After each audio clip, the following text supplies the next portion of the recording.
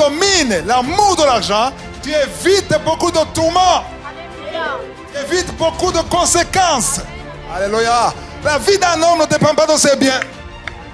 Tu peux être aussi riche, mais ta vie ne dépend pas de tes biens. Et Jésus a dit, celui qui croit en moi vivra même quand il mourra. Donc quand tu as Jésus, tu ne mourras pas. Si tu es riche, pour toi, tu es insensé. Parce que la parole dit, à moi l'or, à moi l'argent, à moi la richesse, c'est l'Éternel. La richesse appartient à l'Éternel. L'argent appartient à l'Éternel. L'or appartient à l'Éternel. Le monde appartient à l'Éternel. Les maisons appartiennent à l'Éternel. Les banques appartiennent à l'Éternel. Tout ce qui existe, ce qui est visible et invisible, appartient à l'Éternel. On veut servir Dieu, on veut plaire à Dieu, on veut être délivré, on veut faire ce que Dieu veut. Et chaque fois que Dieu te bénit, il veut bénir ton frère, il veut bénir ta soeur, il veut bénir le royaume de Dieu à travers toi. On va directement dans la parole, dans 1 Timothée chapitre 6, verset 10. 1 Timothée 6, verset 10. Le verset dit, l'amour de l'argent est une racine de tous les maux. Hey! Est-ce que vous pouvez me citer quelques mots que vous connaissez? Un mal. Mot, ça veut dire plus de mal. Quoi? Hein? Tu n'as aucun mal. Tu ne connais pas? Maladie. Quelle maladie? La maladie ou bien l'égoïsme, c'est un mal. Hein? Quoi? L'orgueil. Quoi d'autre? Ok. N'utilisons pas le mot mal, utilisons le mot péché. Est-ce que vous connaissez des péchés? Oui. Qui connaît un péché? Comme quoi? Le mensonge. Quoi d'autre? La jalousie. La jalousie. La convoitise. L'adultère. Quoi? Vous êtes des saints. Vous ne connaissez pas les péchés. Il y a une multitude de péchés. Maintenant, on nous dit que l'amour de l'argent est une racine de tous les maux. Donc, tous les maux, tous les péchés que vous avez cités ont une racine qui s'appelle comment? Distrait. Alléluia. Tous les péchés ont quoi? Ont quelle racine? L'amour de l'argent. Donc, si vous connaissez une fleur ou un arbre quelconque, tout arbre, toute fleur a une racine. Quand tu veux arroser la fleur, qu'est-ce que tu arroses? Les feuilles? Non. Tu arroses quoi? Les racines. Amen. Mais quand tu arroses les racines sont nourries et nourrissent les fruits, les herbes, les feuilles, tout. Amen. Donc tu t'occupes des racines. Et si tu coupes la racine, qu'est-ce qui va se passer?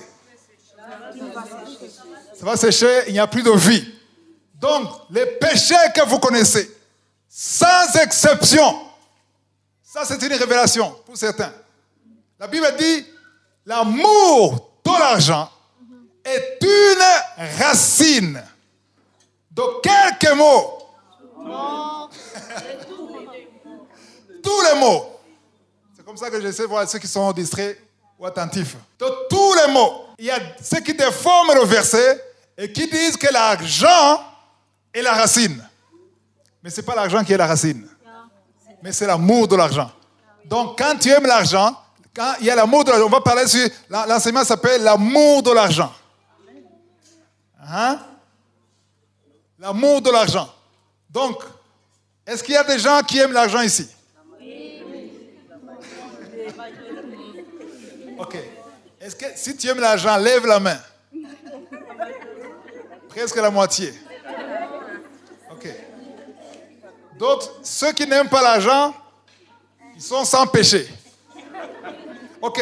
Est-ce qu'il y a des gens qui ont besoin d'argent ici? Oui. Je peux voir ceux qui ont besoin d'argent. Elle dit, moi. Est-ce qu'il y en a... est-ce qu'il y a des gens ici qui possèdent de l'argent dans la poche, dans le sac? Oui. Je n'ai pas dit beaucoup d'argent, mais de l'argent. Oui. Même si c'est l'argent du bus, mais c'est l'argent. Oui. Est-ce qu'il y a ceux qui possèdent de l'argent? Alors, il y a aimer l'argent, avoir besoin de l'argent et posséder l'argent. Posséder l'argent, c'est pas mal. Avoir besoin de l'argent, tout le monde a besoin de l'argent. Amen. Mais aimer l'argent, c'est ça que nous voulons détruire. Alléluia. Parce que naturellement, l'homme a cet amour de l'argent à des niveaux différents. Quand on dit cet homme aime l'argent, tu vas trouver que la même personne qui dit cet homme aime l'argent, lui aussi aime l'argent. Mais peut-être pas au même niveau. Mais pourquoi, où est le danger alors? On remet le verset. On met 1 Timothée 6,10. Ça c'est important, c'est un enseignement très important. Parce que quand on dit que l'amour de l'argent est une racine de tous les maux, c'est important de savoir comment se détacher. Alléluia. Amen. Si quelqu'un a des boutons et tu as essayé toutes sortes de pommades, ça ne marche pas, ça veut dire que ce n'est pas un problème physique ici. Il y a quelque chose qui provoque ça. Il faut trouver la cause. Alléluia. Si tu ne trouves pas la cause, ça ne marche pas. Tu peux mettre tout ce que tu veux, mais les boutons reviennent. Maintenant, quelques-uns, en étant possédés. Possédés de quoi? De l'argent. Pas de l'argent, hein? De l'amour de l'argent, se sont égarés loin de la foi. Quand tu as l'amour de l'argent, tu t'égares loin de la foi et se sont jetés eux-mêmes dans bien des tourments. Il y a beaucoup de tourments, il y a beaucoup de conséquences, il y a des difficultés qu'on a à cause de l'amour de l'argent. Alléluia. Amen. Si tu n'avais pas cet amour de l'argent, si tu pouvais dominer l'amour de l'argent. L'objectif, c'est de dominer l'amour de l'argent. Alléluia. Quand tu domines l'amour de l'argent, tu évites beaucoup de tourments. Alléluia. Tu évites beaucoup de conséquences. Amen, amen. Alléluia. Parce que quand tu as l'amour de l'argent, automatiquement, tu t'éloignes de quoi? De la foi. Alléluia. Amen. Parce que quand tu éloignes, quand tu domines l'amour de l'argent, tu as la foi. Tu t'approches de la foi. Tu grandis dans la foi. Amen. Amen. On va dans Luc chapitre 12. Luc chapitre 12.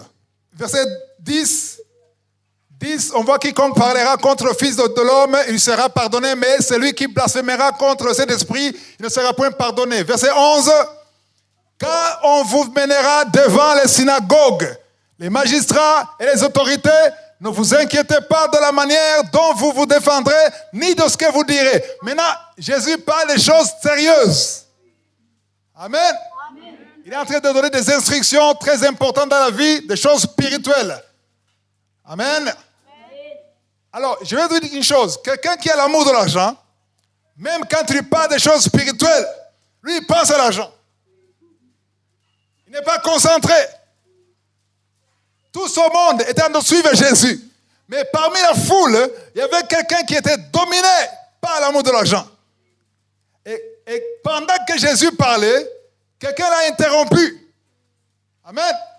Lui, il croyait que la personne va poser des questions à propos du Saint-Esprit, ne pas blasphémer, des choses comme ça.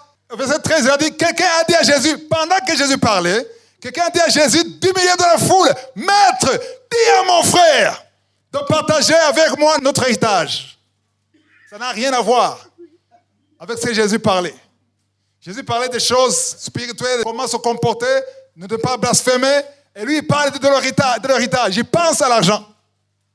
Même pendant le culte, on peut parler du Saint-Esprit, mais toi, tu penses à l'argent.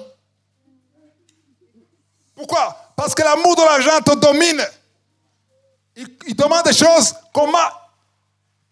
Qu'est-ce que Jésus a répondu? Il a dit, ô homme, qui m'a établi pour être votre juge, pour faire vos partages? Alléluia. Amen. Verset 15. Puis il leur dit, gardez-vous avec soin de toute avarice. C'est quoi avarice? L'amour de l'argent. Quelqu'un qui est avare, il ne veut pas lâcher l'argent. L'argent, c'est comme son Dieu. C'est difficile qu'un avare lâche l'argent. Voilà. Pourquoi Jésus a dit ça? Parce que l'homme, il a été hors sujet. Il était avare. Il ne pensait qu'à l'argent. Car la vie d'un homme ne dépend pas de quoi? Ne dépend pas de ses biens futurs dans l'abondance. Tu peux être l'homme le plus riche du monde. Ta vie ne dépend pas de tes biens. J'ai compris ça il y a quelques années. Je regardais la télévision.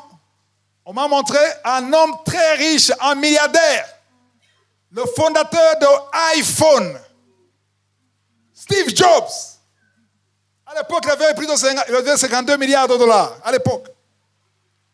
On m'a dit, il vient de mourir du cancer. Et tout le monde se posait, comment est-ce qu'il peut mourir avec cet argent? 52 milliards de dollars. Et tu meurs. Donc, la vie d'un homme ne dépend pas de ses biens. Tu peux être aussi riche, mais ta vie ne dépend pas de tes biens.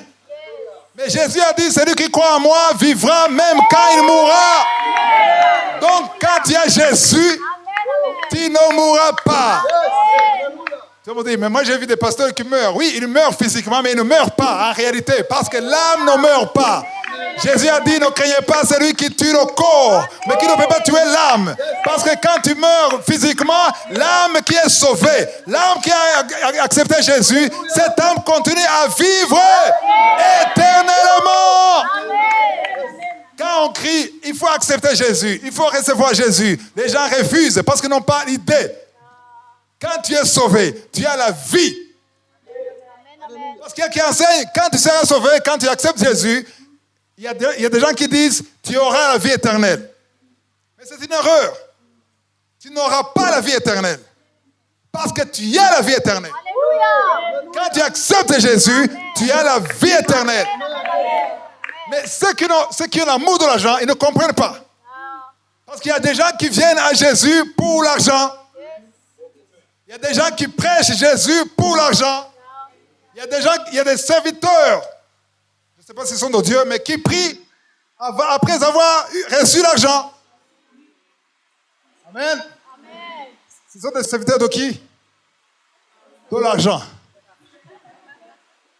Alléluia. Il y a des gens qui nous appellent dans Kanguka, ils disent, combien il faut payer pour que tu pries pour moi? J'ai le cancer.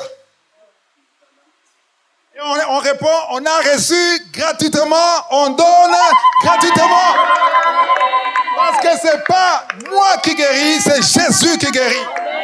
Et Jésus t'a donné ça gratuitement et tu dois donner ça gratuitement. Alléluia. C'est important qu'on comprenne le verset 15. Verset 15, retourne un peu. Verset 15. La dernière partie. La vie d'un homme ne dépend pas de ses biens. Ta vie, que ce soit ici sur terre, que ce soit après la mort, ta vie ne dépend pas de tes biens, même quand tu es dans l'abondance. Amen. Verset 16. Il a dit cette parabole. Les terres d'un homme riche avaient beaucoup rapporté. C'est quelqu'un qui a prospéré. Alléluia. Ici, on parle de terres, mais aujourd'hui, on parle de quoi? Des affaires. Un homme d'affaires. Il est devenu prospère. Il a fait des affaires. Il a gagné beaucoup d'argent. Verset 17. Et il raisonnait en lui-même. Qu'est-ce qu'il disait? Que ferai-je? Pourquoi? Car je n'ai pas de place pour serrer ma récolte. Qu'est-ce que ça veut dire? Verset 17. L'homme qui raisonnait comme ça, il disait, que ferai-je? Ça veut dire quoi? Ça veut dire qu'il a eu beaucoup d'argent, tellement qu'il ne sait pas où mettre cet argent. Je peux lire dans vos visages. Il y a certains qui me disent dans les visages, mais non, ça ne me concerne pas. Parce que moi, je n'ai pas de beaucoup d'argent, j'en ai besoin. Je peux voir ça. Mais ça, il y a un message derrière ça. Alléluia. Et il raisonnait en lui, qu'est-ce que je vais faire? Parce qu'il avait beaucoup d'argent. Parfois, tu achètes des maisons. Parfois, tu investis. Mais tu ne sais pas où mettre l'argent. Verset 18. Voici, dit-il, ce que je ferai, j'abattrai mes greniers, j'en bâtirai de plus grands, j'y amasserai toute ma récolte et tous mes biens. 19. Et je dirai à mon âme, alléluia, est-ce que vous parlez à vos âmes? Qui parle à son âme dans sa prière? faut commencer à parler à ton âme. Ah, à partir de demain matin, si tu pries le matin, parle à ton âme. Moi, ça fait quelques années que je parle à mon âme. J'ai lu ça dans Psaume 103, verset 2. Ah, verset 1, verset 2. Quand David dit, mon âme bénit l'Éternel. Il parle à son âme. Alléluia. Parce qu'il faut parler à ton âme. Parce qu'il y a la chair qui ne veut pas que tu pries.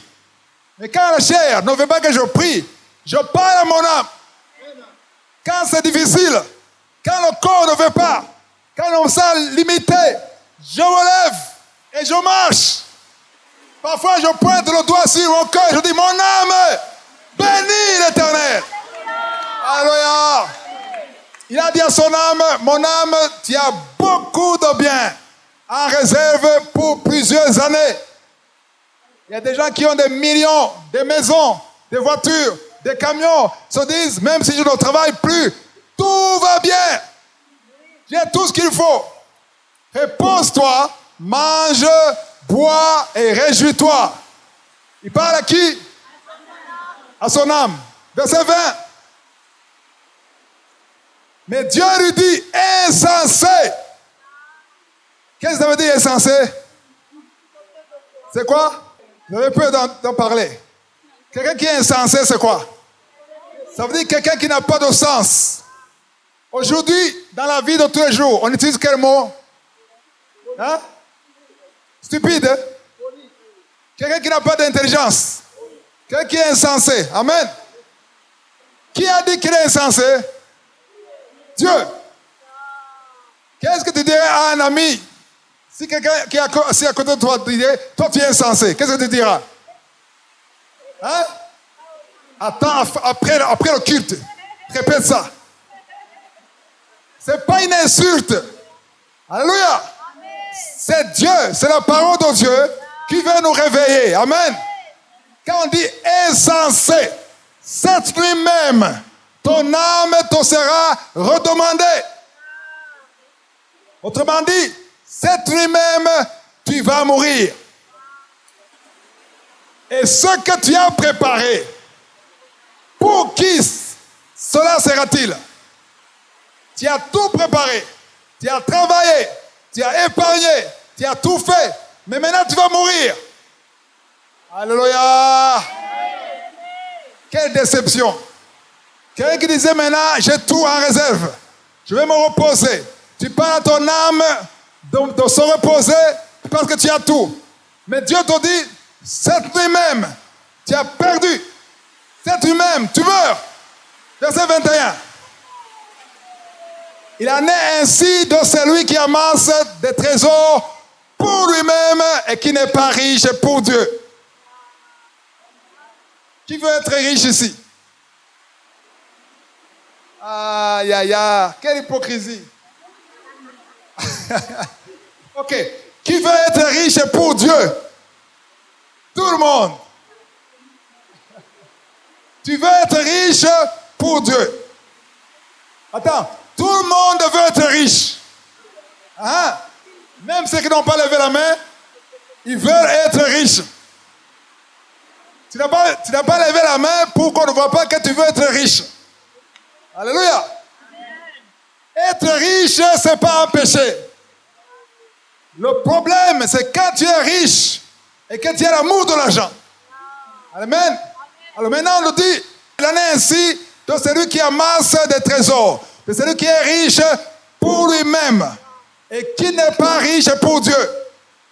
Autrement dit, la parole de Dieu dit, si tu es riche pour toi-même, pour ta femme, pour tes enfants, et que tu vois ça, cette richesse se limiter sur toi, la parole, pas moi, la parole dit que tu es comment? Insensé. Personne n'applaudit, personne ne dit amen, mais c'est ça. Alléluia. Si tu es riche pour toi, tu es insensé. Parce que la parole dit, à moi l'or, à moi l'argent, à moi la richesse, c'est l'Éternel. La richesse appartient à l'Éternel. L'argent appartient à l'Éternel. L'or appartient à l'Éternel. Le monde appartient à l'Éternel.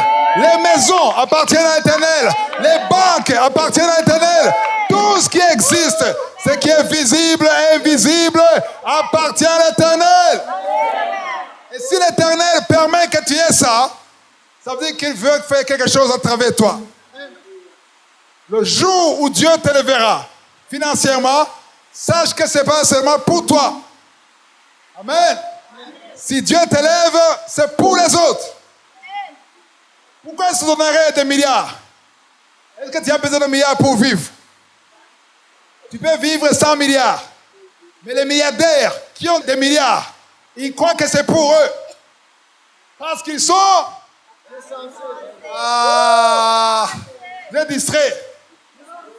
Le milliardaire le plus riche du monde, il a combien de milliards? Hein? Il s'appelle comment? Tout le monde va dire Bill Gates. Bill Gates est le numéro 3 maintenant. On l'a dépassé. Elon Musk, il a plus de 200 milliards de dollars. Tu ne peux pas convertir ça en francs burundais. Il n'y a pas de calculatrice pour ça. Un seul homme.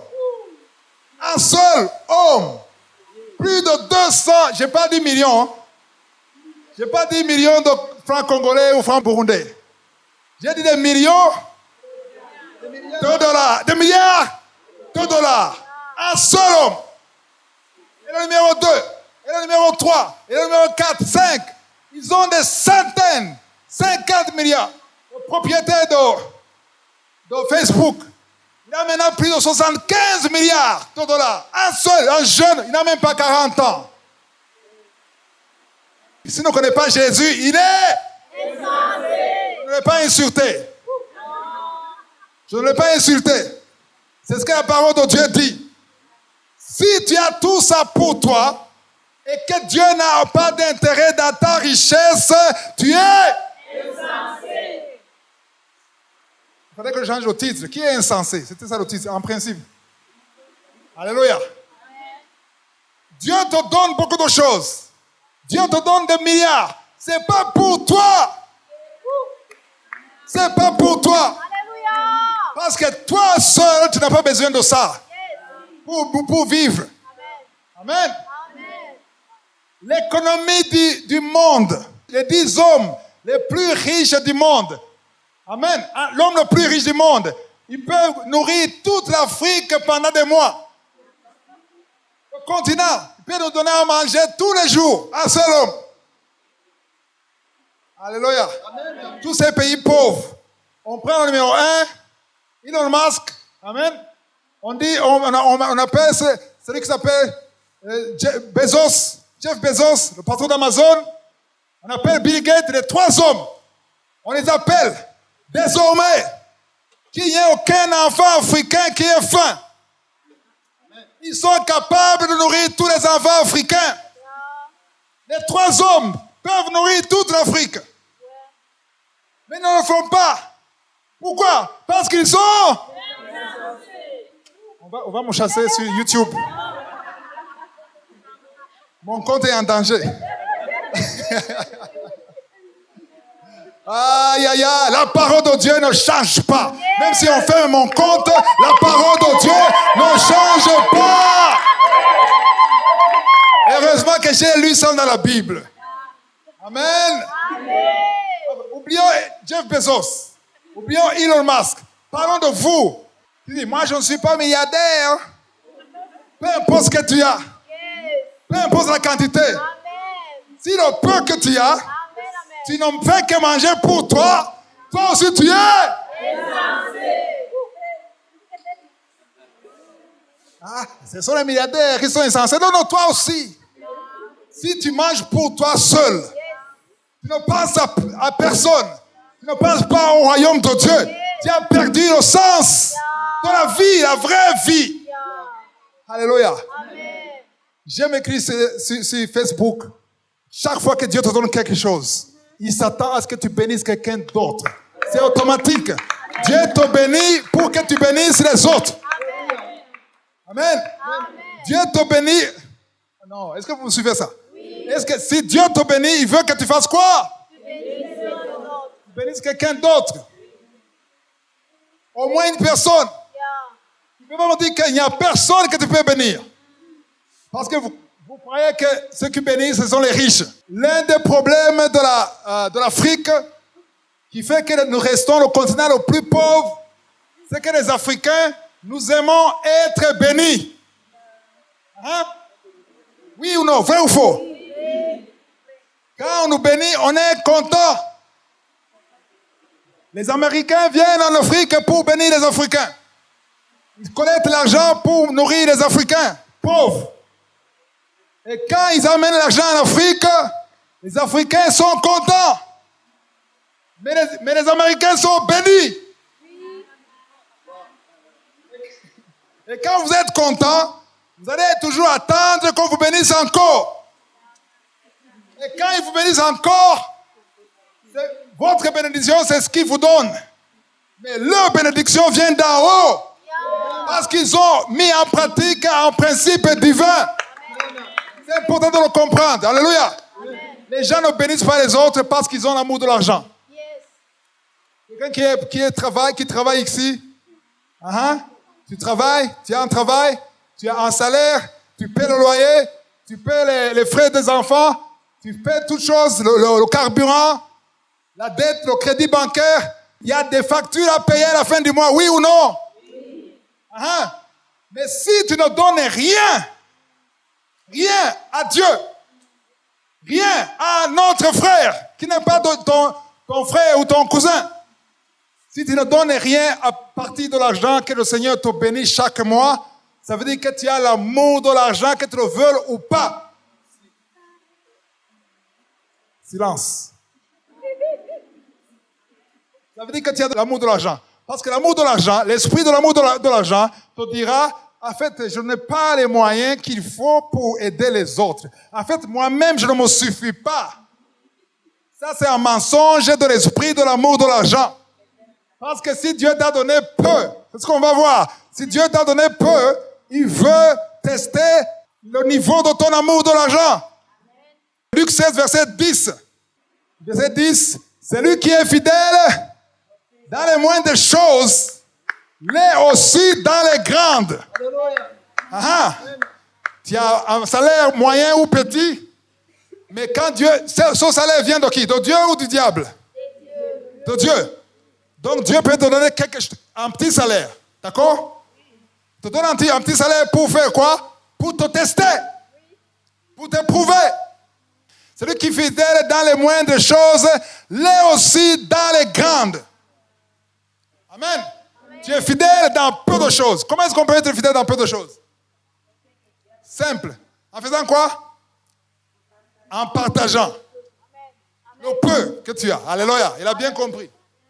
Quand tu as le peu et que tu partages dans le peu, que tu bénis l'œuvre de Dieu dans le peu, quand tu penses que non, moi je ne peux pas donner ça quand même, ça c'est petit, on va se moquer de moi. Qui va se moquer de toi? Pour qui tu le fais? Tu le fais pour le pasteur ou pour Dieu? Tu le fais pour ton frère ou pour Dieu? Alors Dieu ne va jamais se moquer de toi. Parce que ce que Dieu veut voir, c'est ton cœur. Parce que Dieu n'a pas besoin de ton argent, même si Dieu est milliardaire. Il n'a pas besoin de ton argent. Il a besoin de quoi? Ton cœur. Il a besoin de ton obéissance. Alléluia. Donc, si tu es fidèle dans peu de choses, donc tu partages dans le peu que tu as, tu prouves à Dieu que tu es aussi fidèle dans les grandes choses. Parce qu'on te dit, celui qui est fidèle dans les moindres choses, l'est aussi dans les grandes choses. Alléluia. Amen. Et celui qui est injuste dans les moindres choses. Comment est-ce qu'on peut être injuste dans les moindres choses? Tu as peu de choses, tu as un petit salaire, tu as peu de moyens, et tu ne donnes à personne, personne n'en partage, tu ne partages avec personne, personne n'en bénéficie. Le royaume de Dieu n'en bénéficie pas. Pourquoi? Tu te justifies, c'est peu. Si c'est toi, ça veut dire que dans ce peu de choses, tu es injuste. Amen. Et si tu es injuste dans le peu de choses, tu le seras aussi dans les milliards de dollars. Parce que le peu de choses que Dieu t'a donné, c'est un test. Dieu te teste. Dieu t'éprouve d'abord avec tes propres choses, tes propres moyens, ton propre salaire. Amen. Si tu reçois, tu as une rémunération, cette rémunération, c'est un test de Dieu pour voir ta fidélité, pour voir ta générosité, pour voir si tu peux penser aux autres. Si tu ne penses qu'à toi, ta femme, tes enfants, tu es juste aux yeux de Dieu. Wow. Verset 11. Verset 11. Si donc vous n'avez pas été fidèle dans les richesses injustes, qui vous confiera les véritables? Quelle est la différence entre les richesses injustes et les richesses véritables? Quelle est la différence? Les richesses injustes, ce sont les richesses que tu peux avoir du monde. C'est le salaire que tu as. Si c'est juste, ça vient du monde, ça vient de la banque, des hommes, ça vient de ton oncle. Ça, c'est juste, c'est ce qu'on appelle injuste. Ce n'est pas moi. C'est la parole qui appelle ça injuste. Mais il y a des richesses véritables. Alléluia. Aïe, aïe, aïe. Les richesses véritables sont différentes. Amen. Parce que la richesse véritable ne vient pas d'un homme. La richesse véritable vient du ciel. C'est-à-dire que si ta source est au ciel, ça c'est la richesse véritable. Ça veut dire que personne, ni un homme, ni le diable, ni Lucifer, il ne peut pas bloquer la richesse véritable. Le verset 12, on va voir un deuxième test. Si vous n'avez pas été fidèle dans ce qui est à autrui, comment est-ce qu'on peut être fidèle dans ce qui est à autrui? Comment? Je donne le temps de réfléchir. Les richesses qui appartiennent à autrui, c'est quand tu travailles pour quelqu'un d'autre. Tu travailles dans une société quelconque. Tu travailles dans une banque. Donc, le patron t'a confié ses richesses. Tu es directeur, tu es comptable, tu travailles pour quelqu'un d'autre. Maintenant, Dieu veut tester ta fidélité dans ce qui ne t'appartient pas. Ça, c'est le deuxième test. Le premier test, c'est lequel? Dieu te teste dans ce qui t'appartient. Dieu t'a testé dans ce qui t'appartient, tu as échoué. Donc, tu ne peux pas avoir les richesses véritables. Maintenant, Dieu te teste dans ce qui appartient à quelqu'un d'autre. Tu travailles quelque part, le patron est absent, c'est la fête. Pas au village, au bureau. Le patron n'est pas là, tu t'amuses sur Internet, tu imprimes n'importe quoi, la voiture du travail, tu utilises le carburant comme tu veux, parce que tu es infidèle. Ça ne t'appartient pas. Tu n'es pas fidèle. Et tu continues de prier, Seigneur, bénis-moi, bénis-moi, bénis-moi. Comment il va te bénir? Tu as échoué le test. Parce que tu n'es pas fidèle dans ce qui appartient à autrui. Qui te donnera ce qui est à vous?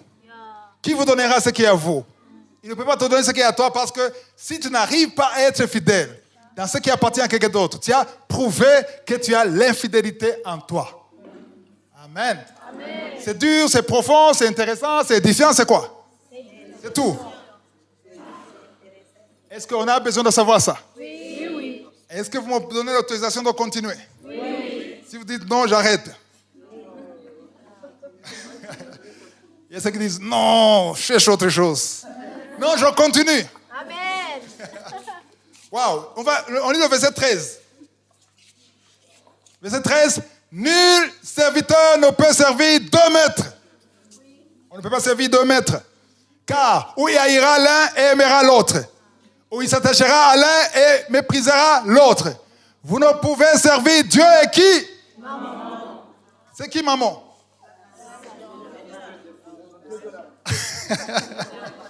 Il dit que c'est le ministre des Finances de Satan.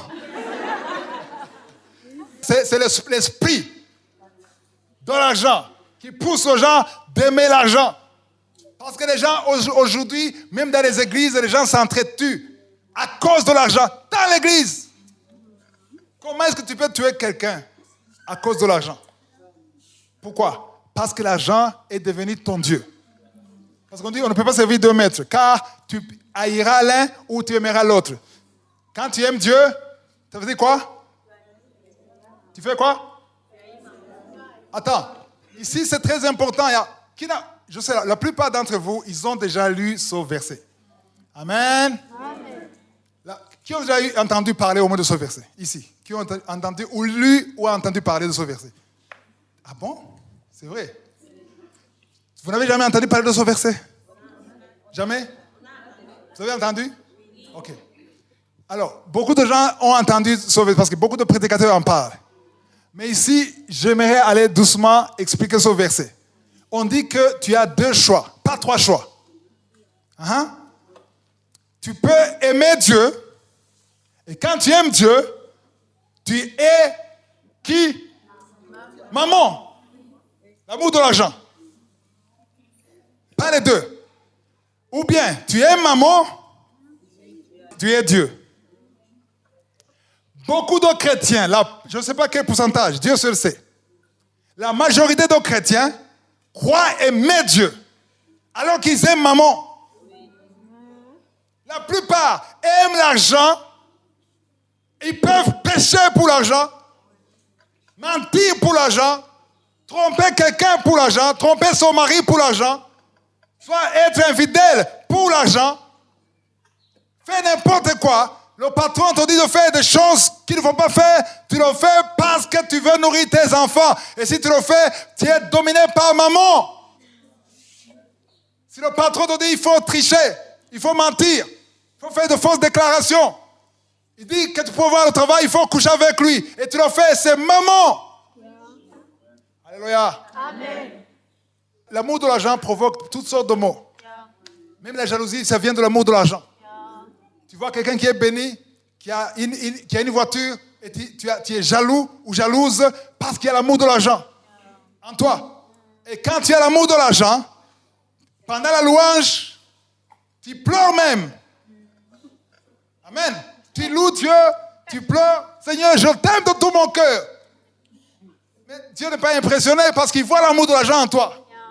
Parce que le verset dit, tu ne peux pas aimer les deux. C'est ça qui est grave. Tu ne peux pas aimer les deux. Tu ne peux pas aimer les deux. C'est comme une pédale dans un vélo. Quand ça monte, l'autre descend. Quand celui qui est en bas monte, celui qui est en haut descend. Donc, où il haïra l'un et aimera l'autre. Où il s'attachera à l'un et méprisera l'autre. Quand tu t'attaches à l'argent, tu méprises Dieu. Vous ne pouvez servir Dieu et maman. C'est ce qui est écrit. Est-ce que vous comprenez ça? On ne peut pas servir les deux. On va lire dans Ephésiens 6. Est-ce que tu as Ephésiens 6, chapitre 5, verset 5. 5. Serviteurs, obéissez à vos maîtres, ça on l'a lu, selon la chair, avec crainte et tremblement, dans la simplicité de votre cœur, comme à Christ. Waouh, ça c'est important. Comme à qui? Est-ce qu'il y a ceux qui travaillent ici? Est-ce qu'il y a ceux qui ont des patrons ici? Si vous avez des patrons, ça peut être un patron difficile, un patron compliqué. Mais la parole de Dieu te dit d'obéir son patron comme si tu obéissais qui? Christ, pas Christ, Christ. Tu obéis ton patron comme c'est Christ que tu obéis. Alléluia. Amen. Pourquoi? Parce que toute autorité vient de Dieu. Yes. Et quand tu obéis à son patron et qu'il est un mauvais patron, tu es correct avec Dieu. Amen, amen, amen. Ou bien Dieu changera son patron, ou bien Dieu va virer son patron, ou bien Dieu va te donner un autre travail avec le temps. Mais si ça persiste, Dieu te teste. Amen, amen. Reste là. Amen. Reste fidèle. Amen. Ne te lamente pas. Amen. Loue Dieu. Alléluia. Amen. Dis à Dieu qu'il sait pourquoi tu es là. Il y a une raison particulière pour laquelle tu es là. Yes. Dieu veut que tu sois là pour une raison. Alléluia. Amen. Reste là. Et Dieu créera le chemin. Alléluia. Wow. Verset 6. Non pas seulement sous leurs yeux. Yes. Aïe, aïe, aïe. Les gens qui n'ont pas la révélation, ils essaient d'être bons devant les patrons. Tu essaies de séduire le patron. D'être un employé modèle devant le patron. Pourquoi? Pourquoi? Parce que qu'est-ce que tu cherches? Dis à haute voix. Hein? Là? La promotion. Amen. La promotion. Qui ne veut pas de promotion ici? Tout le monde veut avoir la promotion. Amen. Oui. Mais la majorité des chrétiens ne savent pas d'où vient la promotion. D'où vient la promotion? Psaume 75, versets 6 à 7. Ça vient d'où? D'en haut. De l'Éternel. C'est Dieu qui donne la promotion. Amen. Même si ton patron a signé, c'est pas lui qui t'a donné la promotion. Amen. Bien sûr, il faut lui dire merci. Mais spirituellement, tu sais d'où ça vient. Amen. Alléluia. Amen. S'il est chrétien, s'il est né de nouveau, dis-lui merci d'avoir obéi. Amen. Amen. Parce que s'il est païen, quoi? Va chercher ton Dieu alors. Il a obéi. Yes. Dieu a mis dans son cœur. Alléluia. Amen. Il a décidé de te donner la promotion. Parce que la promotion vient de Dieu. Amen. Et quand tu sauras ça, tu ne vas jamais essayer de séduire. Non, non. Si tu savais ça, tu ferais tout pour intéresser qui? Le vrai patron. Amen. Le patron des patrons. Amen. Parce que lui, c'est lui qui donne. Et c'est lui qui reprend. Yes. C'est lui qui signe. Yes. C'est lui qui prend la décision finale. Amen. Pour que tu puisses avoir la promotion. Alléluia. Amen. Alléluia. Amen. On retourne dans... est-ce que tu as Proverbe 11, 25? L'âme bienfaisante sera quoi? Rassasiée. Et celui qui arrose sera? Arrosé. Celui qui arrose sera? Arrosé. Wow. Qui veut être arrosé? Est-ce que tu arroses? Ah. Qui veut être arrosé? Les mains diminuent. Est-ce que tu arroses? Oui. Est-ce que tu arroses? Oui. Que Dieu bénisse ceux qui ont dit non. Parce que quand tu es sincère, tu reconnais que tu as besoin d'aide. Amen. Alléluia. Et ceux qui ont dit oui quand c'est oui, que Dieu te bénisse aussi. Amen. Alléluia. Amen. Il ne suffit pas de dire oui, il faut que le oui soit le oui. Amen. Dieu ne veut pas un oui, non. Jésus était dur avec les pharisiens. Pourquoi? Parce qu'il disait, vous êtes des hypocrites. Amen. Amen. Alors maintenant, je ne sais pas, je ne vais pas préparer ça, mais j'ai envie de parler de ça. Quel est le vrai problème? Maintenant, oublions la prédication, parlons entre nous. Quel est le vrai problème? Qu'est-ce qui vous pousse à ne pas être fidèle devant Dieu? C'est quoi? Est-ce que ce sont les factures qui s'accumulent? C'est la cherté de la vie? C'est l'inflation? Quelle est la raison pour laquelle tu n'arrives pas à bénir un frère qui est dans le besoin? Pourquoi tu ne bénis pas quelqu'un qui est dans le besoin? Qu'est-ce qui te bloque? Là? La quoi? La condition de vie que tu as. Uh-huh. Donc ça dit que tu as un salaire qui ne te suffit même pas. Non, je parle des gens qui ont un salaire. Tu as un salaire, mais tout ce que tu gagnes, c'est pour toi, ta famille, et ça n'arrive même pas à la fin du mois. C'est ça le problème, c'est ça? Qui ont un problème de ne pas atteindre la fin du mois? Toi. Et toi aussi. Qui n'arrive pas à atteindre la fin du mois? On va éteindre les caméras peut-être. Hein? Hein? Ok. Il y a ceux qui n'ont pas levé la main, je le sais, qui n'arrivent pas à atteindre la fin du mois. Hein? Oui ou non? Oui. Ok. Tu n'as pas levé la main, mais tu peux dire oui. Ok. Bon, franchement, je ne vais pas préparer de parler de ça, mais je sens que l'Esprit me pousse à en parler. Amen. Amen. Amen. Parce que c'est important que les enfants de Dieu... Parce qu'il y a déjà des enfants de Dieu qui tombent dans le piège de l'ignorance. Osée 4, verset 6, dit « Mon peuple périt par manque de connaissance. » Donc, attends, on n'a pas dit le peuple du diable. C'est le peuple de qui? Dieu. Le peuple de Dieu peut périr. Et il peut périr aux yeux de Dieu. Dieu voit qu'ils périssent. Et il regrette qu'ils périssent. C'est pour ça que le Saint-Esprit veut qu'on en parle. Amen. Amen. Amen. Amen. Amen. Oui, il y a l'inflation. Oui, il y a la cherté de la vie. Oui, ton salaire est limité, c'est vrai. Mais il y a un problème. Pourquoi est-ce qu'il y a d'autres qui vivent, qui ont ton salaire? Pourquoi? Essayez d'imaginer. Pourquoi il y a ceux qui ont le même salaire que toi et qui vivent? Pas dans l'abondance, bien sûr. Mais ils arrivent à atteindre la fin du mois. Pourquoi? Qui peut imaginer pourquoi? Je veux qu'on parle maintenant. L'éducation financière. Est-ce que vous voulez qu'on parle de l'éducation financière dans 10 minutes? Oui. Est-ce que vous voulez ça? Oui. Qui veut ça? Okay. On a besoin de ça. Amen. Pourquoi? Parce que dans l'église, on ne parle pas de ça. Yes. Dans l'église, on parle du Saint-Esprit, de parler en langue. Yeah. Mais on a besoin de l'éducation. Amen. Amen. Amen. On appelle ça gestion des finances. Je suis pas un financier. Mais il y a une sagesse biblique. Amen. Amen. Alléluia. Amen. Donc, ça veut dire que Dieu t'a donné quelque chose. Sur base de ce qu'on a lu, que Dieu d'abord te teste avec ton quoi? Ta propre richesse. Yeah. Et puis te teste avec la richesse d'autrui. Voilà. Amen. Amen. Alors maintenant, il y a un problème. Quelqu'un qui a $100 par mois, j'utilise les dollars parce qu'il y a des étrangers ici. Il y a $100 par mois. Il y a monsieur A qui a $100 par mois. Il y a monsieur B qui a $100 par mois. Il y a monsieur C qui a $100 par mois. Les trois ont $100 par mois. Mais monsieur A seulement de tous les jours, le 20 de chaque mois, il n'a plus d'argent.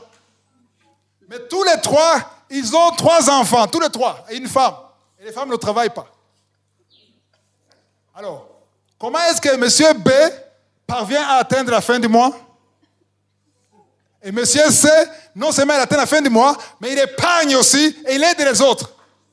Avec le même montant. Quel est le problème? Où est le problème? Ils sont dans le même pays. Ils sont dans le même pays, dans la même ville. Quel est le problème? La gestion. Ça veut dire qu'ils sont dans le même pays, la même cherté de la vie, les mêmes conditions du pays, mais le problème c'est que monsieur A, il dépense plus que B et que C. Il dépense plus. C'est-à-dire que les moyens, monsieur A vit au-delà de ses moyens. Donc, monsieur A vit au-delà de $100 par mois. Monsieur A te dira qu'il a besoin d'au moins $150 ou $170 pour vivre. Monsieur B, il sait vivre avec $100. Mais c'est tout, pour lui, seul. Mais monsieur C, il vit jusqu'à la fin du mois et il soutient des autres. Il soutient l'œuvre de Dieu et il bénit quelqu'un d'autre dans les $100. Ils sont 3. Mais le problème, c'est quoi? Le premier n'a pas eu de sagesse. C'est ce que la Bible a appelé à haute voix. Comment? Je n'insulte personne. Je vous conseille. Je vous exhorte. Alléluia.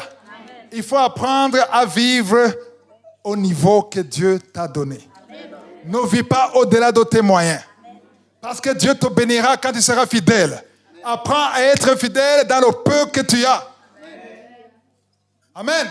Amen. Alors, le monsieur A, il va se mettre dans une sorte de prison.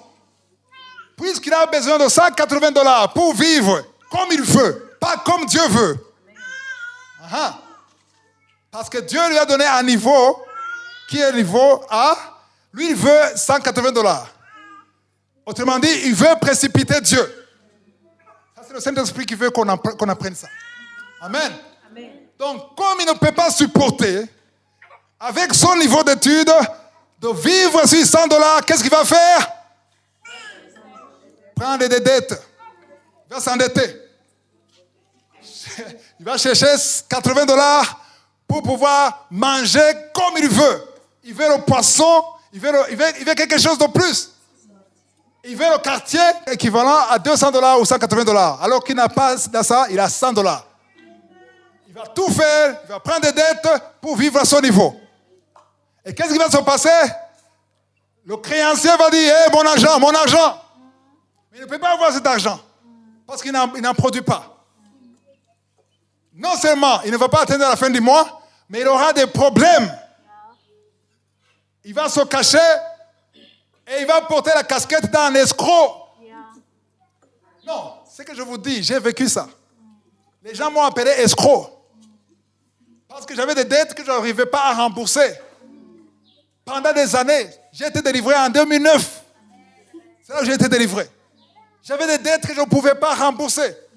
Et les gens disaient, toi qui te dis chrétien, comment est-ce que tu ne me donnes pas mon argent? Et la banque t'appelle. Tu vois le numéro de la banque.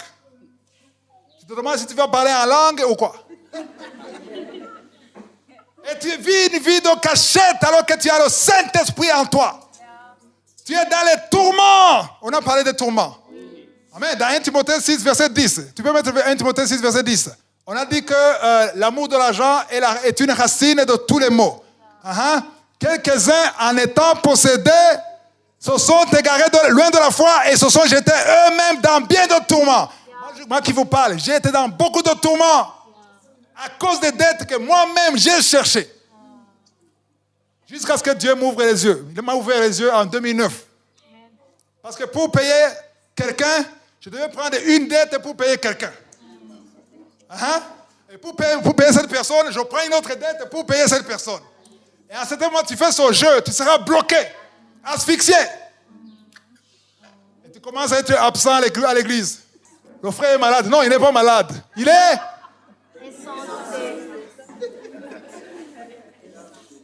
Il s'est éloigné de la foi. Et il s'est mis lui-même dans des tourments. Je n'avais pas prévu de parler de ça, mais le Saint-Esprit veut que j'en parle. Alléluia. Alléluia. Il y a des tourments dans lesquels toi-même tu t'es mis. Parce qu'on a dit, en étant possédés de quoi? De l'amour de l'argent, se sont égarés de la foi et ils se sont jetés eux-mêmes. C'est pas le diable. C'est pas les sorciers, c'est eux-mêmes. Dites moi-même. Il y a un ami qui m'a dit un jour, on s'est étonné le jour du jugement. Le diable va accuser les gens. Pourquoi tu as dit que c'est moi ou que c'était toi? Parce que la Bible a dit eux-mêmes, pas le diable. C'est toi qui as décidé de le faire, de chercher cette dette. Pourquoi? À cause de l'amour de l'argent.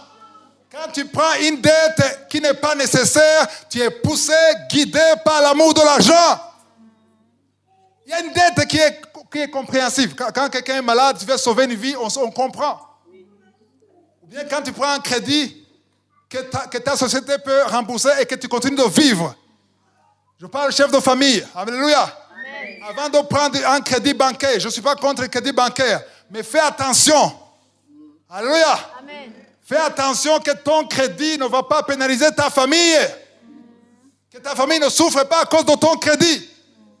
Parce que les chrétiens ont ce défaut de dire, non, moi je vais prendre ce crédit par la foi. Quelle foi? Tu te gardes de la foi. Tu te gardes de la vraie foi. Alléluia. Amen. Alléluia. Amen. Pourquoi vous êtes fâchés? Si tu es fâché, tu es concerné. Ça veut dire que ça te concerne. Alléluia. Amen. Le Saint-Esprit veut que tu vives à ton niveau, que tu sois fidèle à ton niveau, même si là tu as la maîtrise. Amen. Tu as fait beaucoup d'études universitaires, tu as la maîtrise, mais Dieu te donne son niveau. Descends. Alléluia. Amen. Moi qui vous parle, j'ai été délivré en 2009. Le jour où j'ai pris la décision, j'ai dit, je ne vais plus chercher de dettes. S'il faut mourir de faim, je suis prêt Amen. À mourir. Amen. J'ai dit ça à Dieu et j'ai dit ça au diable. Parce que quand je ne demandais pas, quand il n'y avait rien à manger, le diable me dit, ah, tu vas mourir. Moi je lui disais, tu sais quoi, si je meurs, je vais au ciel. Amen. Toi tu es jugé. Je n'ai pas peur de mourir parce que je vais au ciel. Un chrétien qui a encore peur de la mort, attends. S'il y a un lion qui entre ici, tout le monde va courir. Moi-même. Amen. On ne veut pas souffrir, mais il ne faut pas avoir peur de la mort. Alléluia. Même Paul, on parle de Paul, l'extraordinaire. À ce moment, on l'a mis dans un panier, à travers la fenêtre, descend. Pourquoi? On ne peut pas s'exposer à la mort. Mais on ne peut pas avoir non plus peur de la mort si on sait que si on meurt, on va au ciel. Parce qu'il y a des chrétiens qui disent non, je ne veux pas que Jésus vienne maintenant, qu'il attende. Ils attendent quoi? Qu'il vienne. On a besoin d'aller au ciel. Qui veut aller au ciel? Peu de gens. Waouh. Il y a qui disent non, je vais y aller, mais pas maintenant. Qu'il attende un peu. Qu'il attende quoi? Oui, qu'il attende que les autres soient convertis, oui. Si c'est ça la raison, oui. Amen. Voilà, c'est ça le message. L'amour de l'argent, c'est la racine de tous les maux. Alors, ce que le Seigneur veut, il veut que tu sois délivré de l'amour de l'argent. Et je crois que vous avez compris que ce n'est pas les avares que nous connaissons. Il y a des gens qui disent, il est avare, parce que tout le monde le connaît comme avare. Amen. On sait qu'il est avare, il ne donne rien, mais même ceux qui donnent, dans leur cœur, il y a l'avarice. Donc, il y a beaucoup de sortes. On parle de toutes sortes. Alléluia. On parle de toutes sortes d'avarice. On a parlé de ça.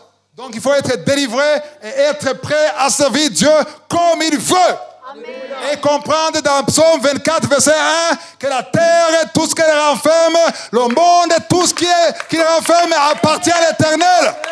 Donc, on veut servir Dieu, on veut plaire à Dieu, on veut être délivré, on veut faire ce que Dieu veut. Et chaque fois que Dieu te bénit, il veut bénir ton frère, il veut bénir ta soeur, il veut bénir le royaume de Dieu à travers toi. Que Jésus vous bénisse. Amen. Amen. Si vous voulez continuer de suivre ces enseignements sur YouTube, veuillez cliquer sur Subscribe ou s'abonner et sur la cloche à droite afin d'être averti à chaque fois que nous postons une nouvelle vidéo. Pour plus d'informations concernant Kangoka, veuillez visiter notre site www.kangoka.com. Que Jésus vous bénisse.